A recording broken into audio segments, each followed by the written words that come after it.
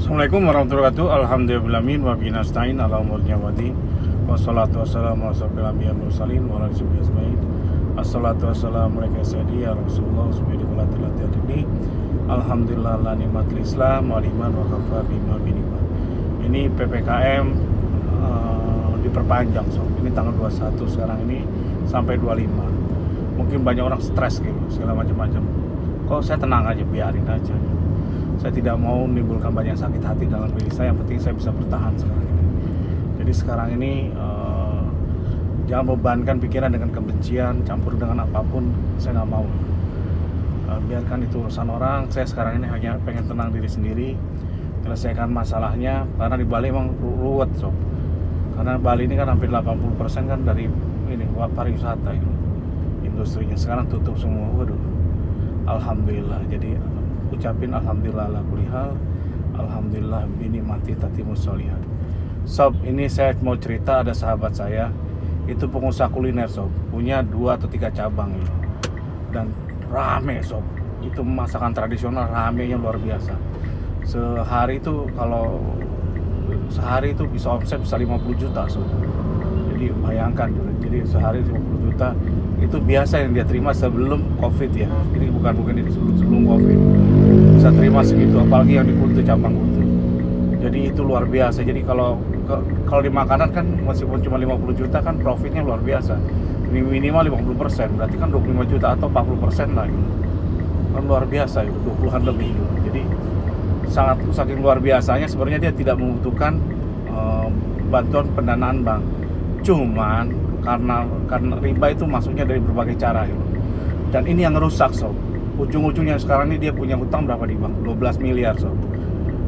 Jadi tersadar baru, alhamdulillah dia masih tersadar dan dia kaget dan menyelesaikan. Ternyata apa coba? Yang dia butuhkan, dia pinjam itu bukan untuk kebutuhan usaha atau butuh apapun dulu. Dia hanya ditawari, diiming-imingi teman-temannya yang main rumah itu, properti itu. Kayak saya dulu itu loh.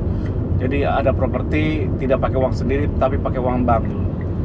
Jadi intinya itu udah gitu pinjam 1 miliar. Awalnya cuma 1 miliar gitu. Dipinjam, dan itu pun sebenarnya bukan dia sendiri kalau mau beli properti itu masih bisa gitu, sebenarnya dengan uang seperti dengan omset seperti tadi gitu. Tapi intinya apa? Jadi berantakan gara-gara itu gitu. Jadi dia beli properti dimodali bank gitu.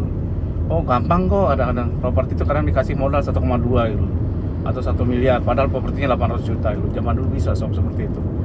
Ya udah kita lihat. Nah, bank kan ngelihat omsetnya dia, omsetnya kencang segala macam-macam, langsung lihat likuiditas perusahaannya aja. Kalau liquid banget, transaksinya jalan sekali, pasti di ACC udah naik 1 miliar.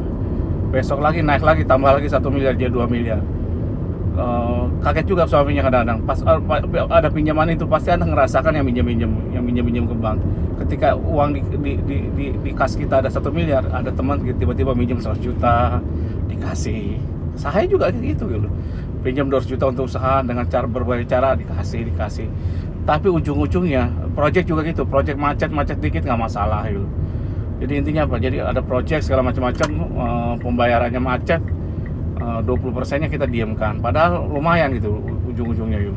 Karena kita ngerasa di kas kita masih ada uang gitu, dan kita ngambil project-project yang secara lihat tidak beresiko gitu. Karena sistem paymentnya kayak seperti ya gimana lah gitu loh. Payment sistemnya kurang enakin, kita tetap ambil gitu. Yang penting kita dapat kerjaan gitu. Padahal kalau kita bisnis kan bukan nyari kerjaan, tapi nyari keuntungan gitu. Tapi ini dia enggak gitu.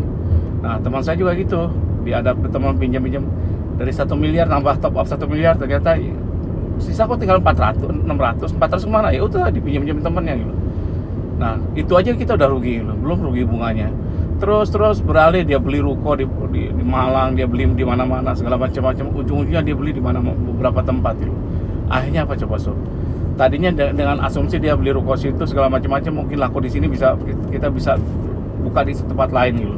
Segala macam-macam. Bisa buka cabang, akhirnya berantakan semua sob. Jadi kecampur dengan usahanya yang nggak halal, jadi nggak halal gitu, nggak berkah. Akhirnya kaget ternyata apa? Utangnya di bank sekarang udah nyampe 12 miliar lebih.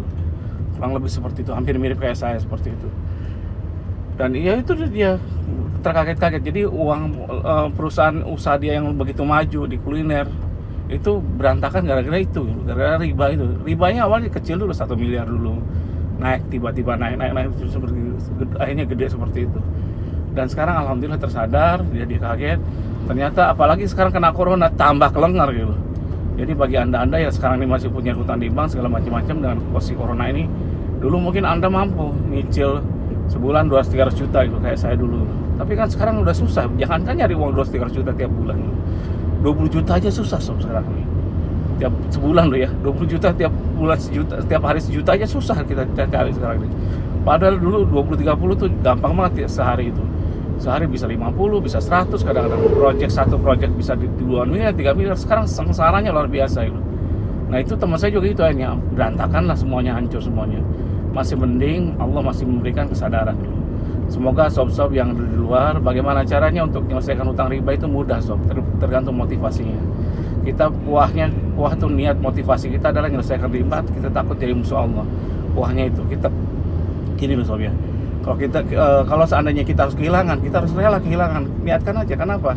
Karena kan kita ikhlas gitu. Jangan sampai kita nggak ikhlas gitu. Karena kita dapat juga dari riba, karena riba segala macam-macam hilang ya biarin aja gitu. Intinya apa? Intinya kita masih ada kesempatan, masih dikasih hidup. Kita bisa nyari lagi sob. Kayak susah ya, wajar kalau usaha tuh kenapa nggak susah, hidup itu susah, kenapa kita nggak susah gitu. Jadi bagi pengusaha itu susah itu biasa sob. Ada pepatah, if you lose jika kamu kehilangan kekayaanmu itu kamu tidak kehilangan apapun. If you lose your wealth, you lose nothing gitu.